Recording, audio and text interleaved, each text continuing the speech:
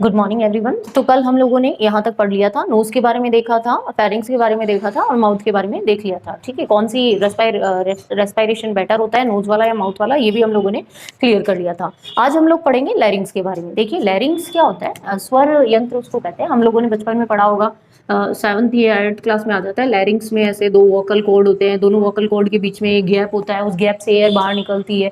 यहाँ पर जब लंग से जब हम प्रेशर डालते हैं तो एयर हमारे ये दो दोनों वोकल कॉर्ड है, इन वोकल कॉर्ड के ऊपर स्ट्राइक करती है, जिसकी वजह से साउंड प्रोड्यूस होती है, या हम बोल सकते हैं आवाज निकलती है। तो लैरिंग्स को क्या कहते हैं, स्वर यंत्र भी कहते हैं। ठीक है, और आप लोग ये चेक भी कर सकते हो, जब आप अपना गला दबा लेते हो तो आवाज निकलनी बंद हो जाती है, जस्ट बिकॉज ऑफ लैरिंग्स। ठीक है, तो लैरिंग्स क्या होती है, स्वर यंत्र होते हैं। एक चीज और याद रखना आपके यहाँ ये है कि लैरिंग्स में 9 प्रकार की क्या है, 9 प्रकार के कार्टिलेज प्रेजेंट है। ठीक है, 9 प्रकार के कार्टिलेज प्रेजेंट है। ये थोड़ा याद रखना, ये क्वेश्चन आता है कि लैरिंग्स में कितने कार्टिलेज प्रेजेंट है, तो लैरिंग्स में 9 कार्टिलेज प्रेजेंट है। 9 प्रकार मत करना, 9 कार्टिलेज प्रेजेंट है। और लैरिंग्स को क्या कहते हैं, स्वर यंत्र कहते हैं। जो तुम्हारे साउंड जो प्रोड्यूस होती है वो लैरिंग्स की वजह से ही होती है। ठीक है, आगे हम लोग देखते हैं ट्रैकिया। ये ट्रैकिया 5 इंच लंबी होती है। ट्रैकिया कितनी इंच लंबी होती है, 5 इंच लंबी होती है। ये एक नली होती है, 5 इंच लंबी नली होती है। ठीक है, जो चेस्ट कैविटी में जाकर के 2 पार्ट्स में डिवाइड हो जाती है। ये देखिए आपको 2 पार्ट्स में डिवाइड होते हुए नजर आ रही है। ये कहाँ जाकर के, चेस्ट कैविटी में जाकर के 2 पार्ट्स में डिवाइड होती है। अब देखना बच्चों, इस लैरिंग्स के ऊपर आप लोगों को ऐसे सी शेप के रिंग भी नजर आ रहे होंगे। ठीक है, ये सी शेप के रिंग्स होते हैं लैरिंग्स के ऊपर।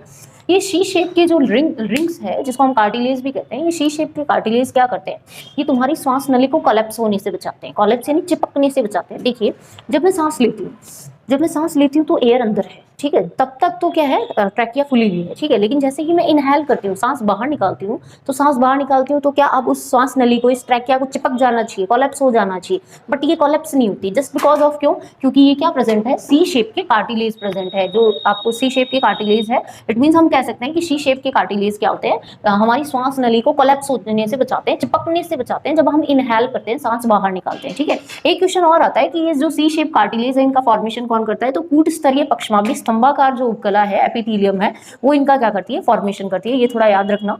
जब हम अपनी ट्रैकिया को देखते हैं तो वो हमारी चेस्ट कैविटी में, वक्षस्थल में जाकर के 2 पार्ट्स में डिवाइड हो जाती है, और किसके अंदर एंटर करती है, लंग्स के अंदर एंटर करती है। ठीक है, तो लंग्स के अंदर जाते ही आप लोग यहाँ नहीं, यहाँ देखिए, ये आपकी ट्रैकिया है।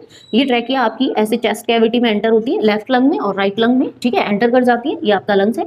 अंदर जाते ही ये ट्रैकिया क्या होगी, डिवाइड हो जाएगी, 2 पार्ट्स में डिवाइड हो जाएगी। ठीक है, तो जब ये ट्रैकिया 2 पार्ट्स में डिवाइड होती है, तब इसको क्या कहते हैं हम लोग, इसको हम लोग कहते हैं ब्रोंकाई। क्या कहते हैं, ब्रोंकाई कहते हैं। क्या कहते हैं, ब्रोंकाई। और जब ये 2 पार्ट्स में डिवाइड होने के बाद में फर्दर डिवाइडेशन इसमें होता है, अगेन टूट जाती है, तब उसको हम क्या कहते हैं, ब्रोंकियोल। क्या कहते हैं,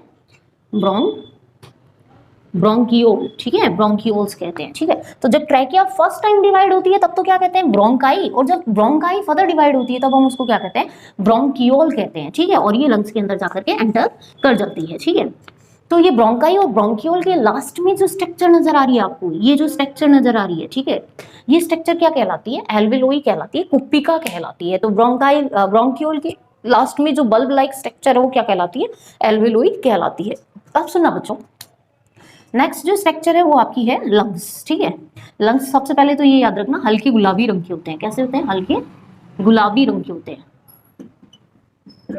ठीक है, और कितने लंग्स होते हैं, 2 लंग्स होते हैं, एक राइट साइड में, एक क्या होते हैं, लेफ्ट साइड में। ठीक है, इनके दोनों के अंदर क्या एंटर करते हैं, इन दोनों के अंदर ट्रैकिया एंटर करती है। लंग्स की एक लेयर होती है, उस लेयर को क्या कहते हैं बच्चों, प्लूरा कहते हैं। क्या कहते हैं, प्लूरा। क्या कहते हैं, प्लूरा कहते हैं। और इस प्लूरा के अंदर एक फ्लूइड भरा होता है, जिसको क्या कहते हैं हम लोग, प्लूरल फ्लूइड कहते हैं। ठीक है, तो आप लोगों को पता चल गया कि लंग्स कितने होते हैं, लंग्स 2 होते हैं। ठीक है, एक तो राइट लंग, एक लेफ्ट लंग। ठीक है, राइट लंग क्या होता है बच्चों, थोड़ा बड़ा होता है। लेफ्ट लंग क्या होता है बच्चों, थोड़ा छोटा होता है। जस्ट बिकॉज ऑफ क्यों छोटा होता है, तो आप लोगों ने यहाँ पढ़ा होगा। ठीक है, यहाँ पे क्या प्रेजेंट है, दोनों लंग्स के बीच में, यहाँ आप लोगों ने पढ़ा होगा, हार्ट प्रेजेंट है। क्या प्रेजेंट है, हार्ट प्रेजेंट है। ठीक है, तो हार्ट की ओर थोड़ा टिल्ट होता है, लेफ्ट लंग की ओर थोड़ा क्या होता है, टिल्ट होता है। ठीक है, टिल्ट होता है, तो इस वजह से हम लोग क्या कह सकते हैं कि लेफ्ट लंग क्या होता है, थोड़ा छोटा होता है। ठीक है, और हमेशा याद रखना, लेफ्ट लंग छोटा इसलिए होता है जस्ट बिकॉज ऑफ हार्ट उसकी ओर थोड़ा क्या है, टिल्ट है, झुका हुआ है इस टाइप से। ठीक है, आगे देखना, लेफ्ट लंग जो होता है वो 2 लूप्स में बटा होता है, और राइट लंग्स में कितने लूप होते हैं, 3 लूप्स होते हैं। तो ये याद रखना, जो लंग्स होते हैं, तो हम लोग यहाँ करते हैं राइट लंग,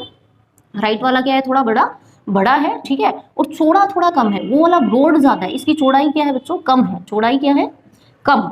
और लेफ्ट वाले की बात करूं अगर मैं, ठीक है, तो लेफ्ट लंग के बारे में अगर मैं बोलूं तो ये क्या होता है बच्चों, थोड़ा छोटा होता है, ठीक है, कितना होता है, छोटा होता है, और चौड़ा थोड़ा ज्यादा होता है, ठीक है, चौड़ाई इसकी क्या होती है, अधिक होती है, ये थोड़ा याद रखना। राइट लंग बच्चों आपको अभी बताया 3 लोब प्रेजेंट होते हैं, 3 लूप्स प्रेजेंट होते हैं, और इसमें 2 लोब प्रेजेंट होते हैं, ठीक है। तो ये आप लोगों को लेफ्ट और राइट लंग में थोड़ा डिफरेंस पता चला है, ठीक है। अब देखना बच्चों, ये कुप्पिकाएं जो होती है वो स्क्वेमस एपिथेलियम की बनी होती है, ये भी याद रखना, जो 3 मिलियन कुप्पिकाएं होती है, ठीक है। आपके ये जो लास्ट में मैंने बल्ब लाइक स्ट्रक्चर बताई है, ठीक है, जिसका नाम मैंने क्या बताया था, एल्वेलॉय बताया था, ये एल्वेलॉय को हिंदी में क्या बोलते हैं, कुप्पिकाएं बोलती है। ये कितनी होती है, 3 मिलियंस तक, इनका बहुत ज्यादा अच्छा रोल है, इंपॉर्टेंट रोल है, वो मैं आपको नेक्स्ट क्लास में बताऊंगी। यहाँ आप लोग ये याद रखना, लास्ट में जो एल्वेलॉय बल्ब लाइक स्ट्रक्चर नजर आ रही है कुप्पिकाएं टाइप की, ये 3 मिलियन से ज्यादा होती है, ठीक है। और इसके अलावा ये भी याद रखना कि इनका फॉर्मेशन कौन करता है, स्क्वेमस एपिथेलियम कौन करता है, स्क्वेमस एपिथेलियम करती है, ठीक है।